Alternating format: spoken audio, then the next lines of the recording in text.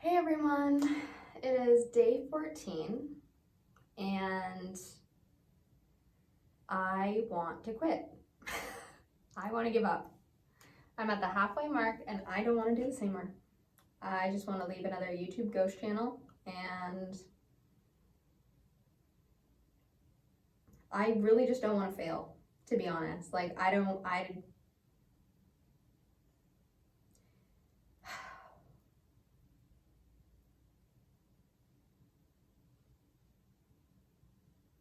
I'm definitely scared that this isn't gonna come together because there's just been so many times that I've failed in this exact same manifestation. So many times it just hasn't come together. And the weight of that,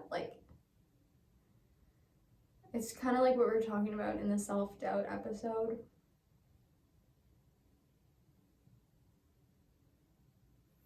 Where you just have to remind yourself that you're powerful enough to do this, but this is kind of like the opposite, where if you quit enough times and if it breaks you enough times, then the weight of it makes you feel like you're not powerful enough to get through it.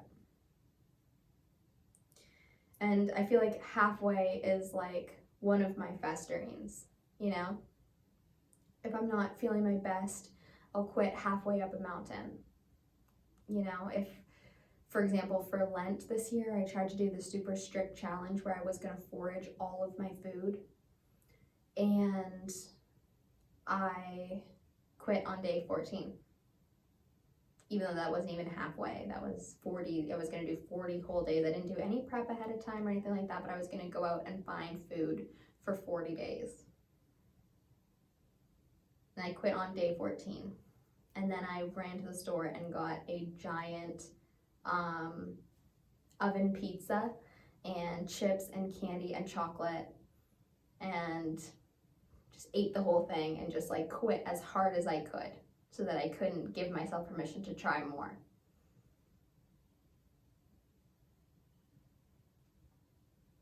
So when I start feeling like this, like I want to quit, the person that I look to is David Goggins.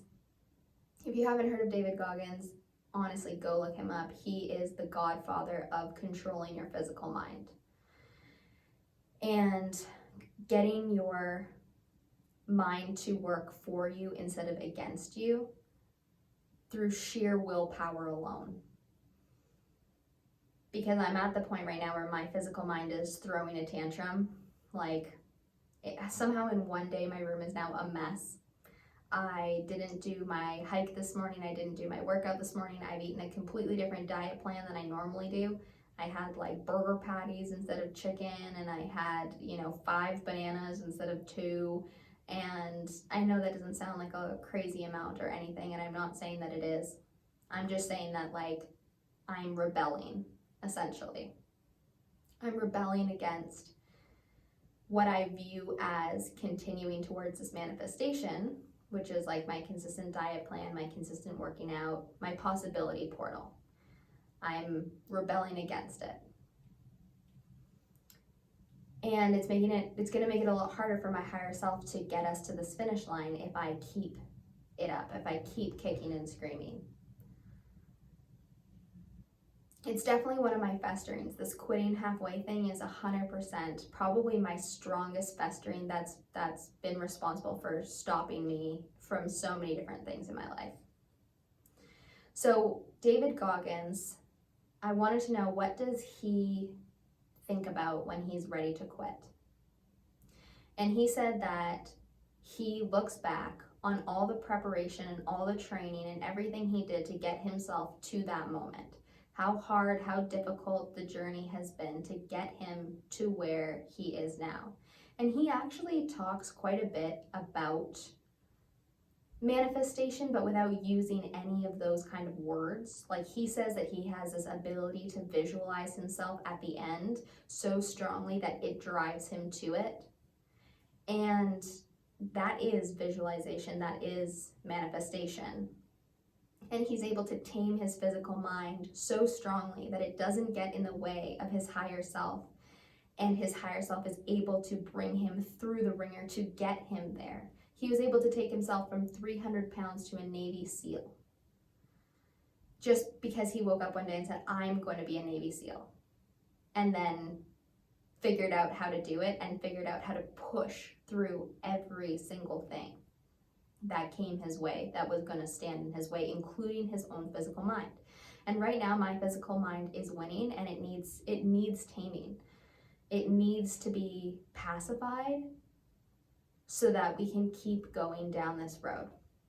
So he said he would go through and look at all the hard things he's already been through, all the ways he's already changed his mind, and reach into that cookie jar and give himself that treat of saying, look, you are a bad motherfucker because you did all these things already and you got yourself here. You wanted to be here. If I told you from 2 months ago that you were going to be sitting here doing this thing on day 14 of this weight loss manifestation challenge, and that you would have already lost 8 pounds, which is almost halfway to where you want to go, you would have been ecstatic because you had gotten yourself to that point from so much further back. So he said that you need to go into your past experiences and everything that's kind of got you to where you are now. So I wanted to talk just a little bit about what has gotten me here, what had gotten me to day one of this manifestation challenge for my dream body, and why I'm approaching it the way it was, and all the times that I failed at this in the past, but how many things I've learned and grown from along the way. So my manifestation journey of my dream body, when I first started wanting a dream body, was probably in grade 7. When I was a kid, I had really bad asthma, so I was put on like puffers, which have steroids in them. So it definitely ballooned me up a lot. Plus the fact that I went to daycare all growing up, and like for breakfast and dinner, like they called it supper club or whatever, but it was like from, 6 a.m. to like 8 p.m. every night. And for meals, they kind of left us a little bit unsupervised. So like they would just put out like a pile of bagels or a pile of bologna sandwiches or a pile of whatever it is. And you got to put on all your own toppings and make your own stuff. But you could eat 8 bagels if you wanted to, and no one was gonna stop you because there were so many kids to like watch and stuff. And of course, other kids would just eat what they were hungry for, but I would eat 8 bagels. I would put so much butter on my muffins and stuff like that because nobody was watching, and it was fun. What else are you gonna do? So obviously I was always larger set and taller than every kid in my class. So I was just felt outside of everything that was happening. Whatever dynamics, this person liked this person, all that kind of stuff, I was just always on the outside. And in grade 7, I went from that tiny little school that was mixed to an all-girls high school, or junior high, where everybody was wearing uniforms. So you could see what other people looked like in your clothes. And it made a very clear distinction between who was in the beautiful section and who was not. And so I just really wanted to be part of that. And so then when I got into like later years, high school and even grade 8, I started to get that calorie counter app, and I started to try to get a net zero calorie for the day. So essentially not like 2,000, and then if you eat any more than that, then you're at more than 0. But like if I ate 300 calories in the day, I would need to work out to burn 300 calories so that I was left with essentially a 2,200 calorie deficit every single day, which like zapped my energy for sure. I also joined cheerleading, and you want to look good in the uniform, so that drove me harder to do those things. I was in theater, and in theater you're always auditioning and you're always being cast, and so you kind of keep getting this feedback on your appearance. I remember the teachers sat us down in a circle, the whole class together, and they did an ingenue versus character actress or actor thing. An ingenue means you're the young, pretty one that would get cast as a lead, and character actress means you'd get cast as like the mom or the funny best friend or the what. Everybody knows what that means, okay? Like, nobody sitting in that circle was dumb. So they were essentially doing a hot not list in front of everybody. And so, like, there were just all these, like, things that were constantly pointing to the fact that, like, I just wasn't part of that beautiful circle, right? So then when I was finally able to leave the house, I kind of went off the deep end.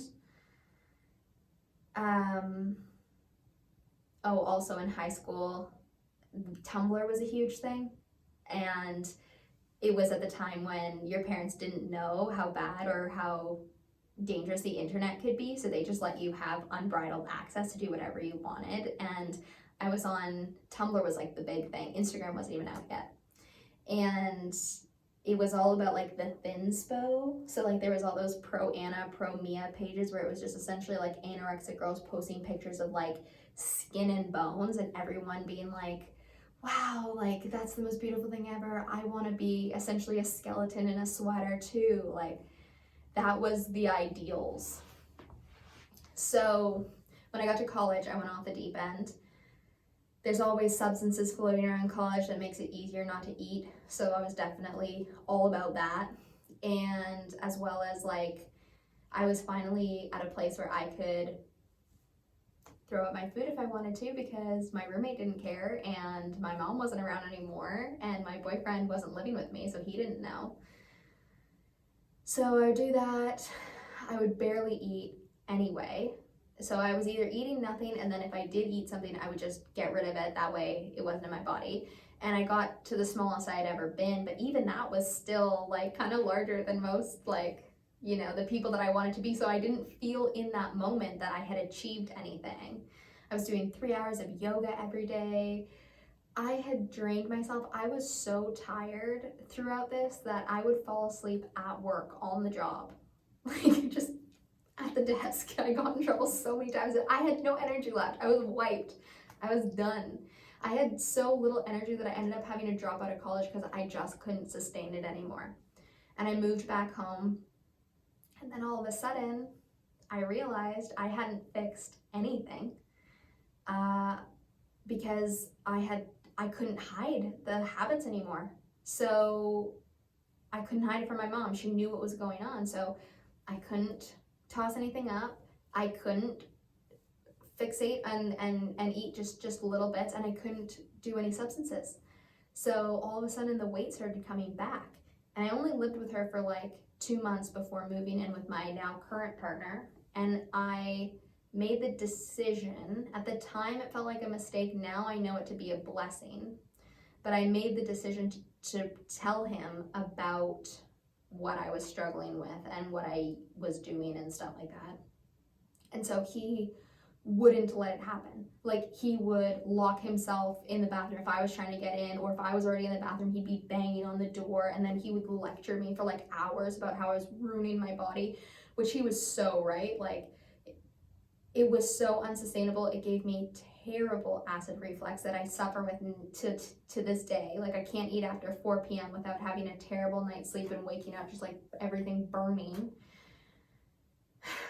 So I stopped doing all of it, but I hadn't built any healthy relationships and mindset, anything around food. So I ballooned up, and I got heavier than I had ever been, and depressed and sad and just everything awful. And at the time, he was heavier and he was on antidepressants and stuff like that, but he didn't have any of the mental hang-ups that I had. So he got to the gym and he started consistently eating chicken and rice for both meals every day, and 6 eggs in the morning. And he did it for like 6 to 8 months, and the results started being really obvious. And I kind of was like, oh wow, okay, so he's not doing anything extreme or drastic.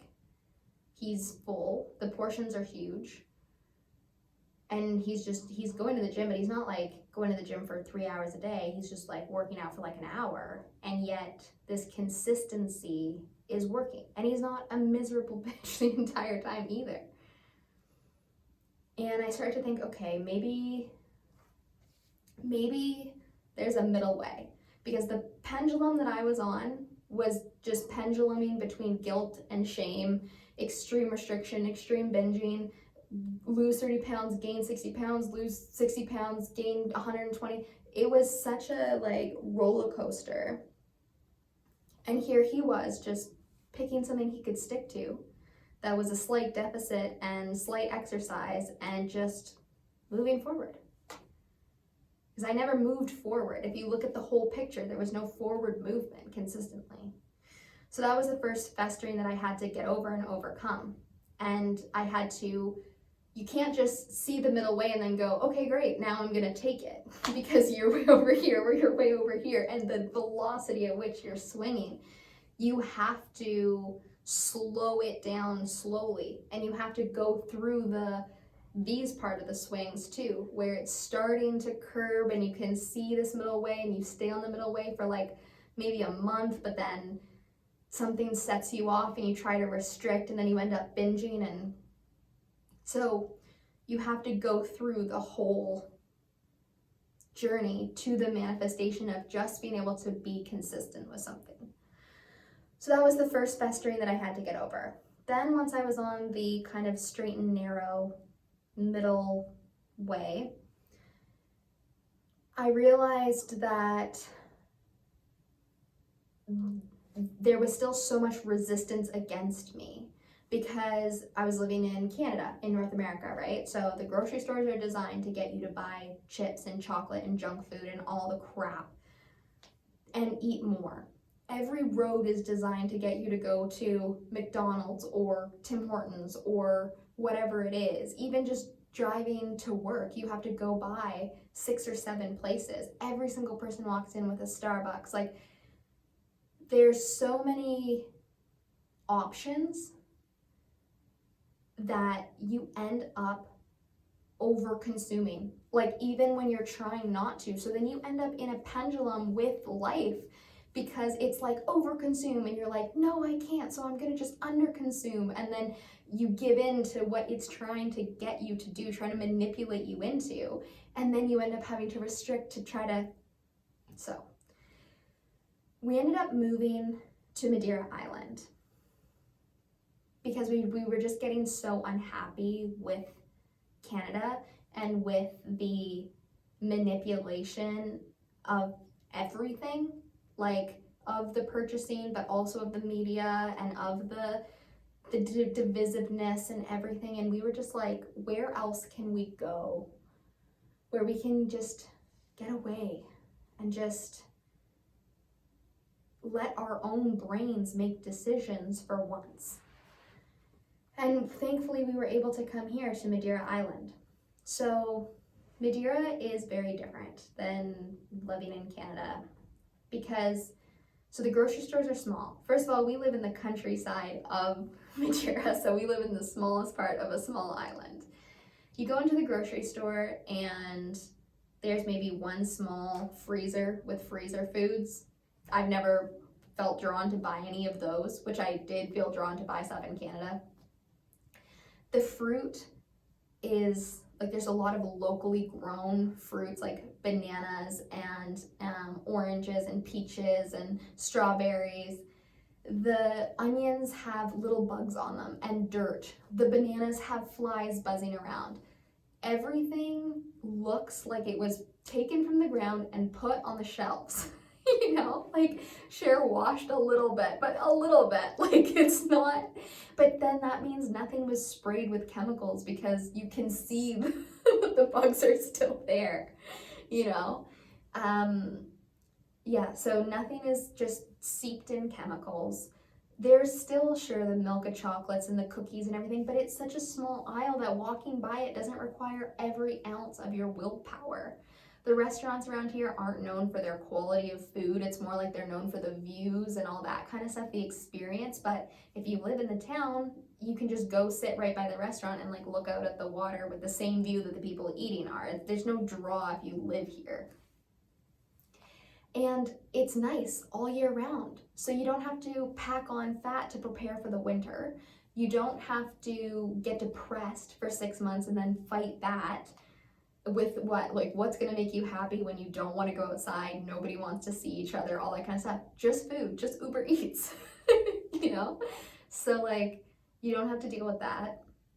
And everything is active. Walking to the grocery store is uphill. Walking anywhere is uphill. Walking to the other town over, you gotta take a mountain to get there. So, and then everything's just calm and peaceful too. You can go to the waves and feel small. You can go to the mountains and feel small. You can go sit in the lush grass and just feel like at peace. You can take your shoes off and walk around. Everything's safe. So the cortisol levels dropped, and I realized that like when life's not fighting against you, you can move forward. And that's why I felt so confident about saying I can do this in 28 days. I can get my dream body, because I felt closer than I ever had. Just moving here and just starting the habits that I started before this, I was already dropping weight and getting smaller and feeling light and happy. So I felt like, okay, 28 days is a reasonable amount of time for my physical brain to wrap itself around, because there's a lot of manifestation people that'll tell you like, you can have your dream body tomorrow when you wake up, so long as you are strong enough and believe hard enough and all that kind of stuff. But for me, I need to give a little time for my mind to digest that that's the truth. I need to believe it, and I can't just believe it right away. Like I need a little more time here to be like, okay, this happened quick. Sure, quicker than it has in the past. If you look at the mountain of time from grade 8 to now, when grade 8 you're like, or grade 7 you're like 12. And I'm 26 years old. So it's been like 14 years. Is that right, Matt? That can't be right. 14 years? 12 plus 10 is 22. 14 years of trying to manifest my dream body.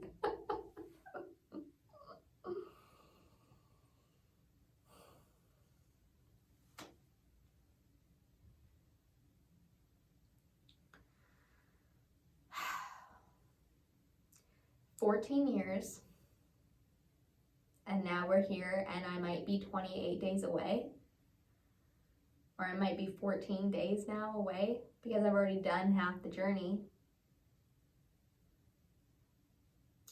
That's enough right there to make me not want to quit. Because if it's been this long and now I'm this close, even if it's not going to be 14 days, even if it's going to be 30, what's a 30 after 14 years?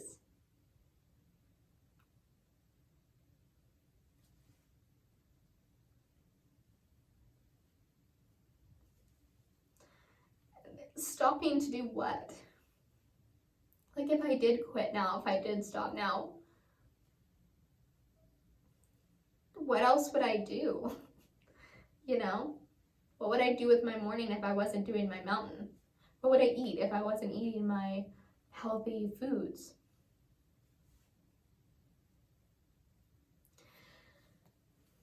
And if I did quit, I would just start again in 2 weeks, but a little bit further back. And so it would just take a little bit more time. And I'd have to just add on an extra week or something like that to clean up my room, lose the 3 or 4 pounds I ate in frozen pizzas when I was quitting, and just keep going anyway.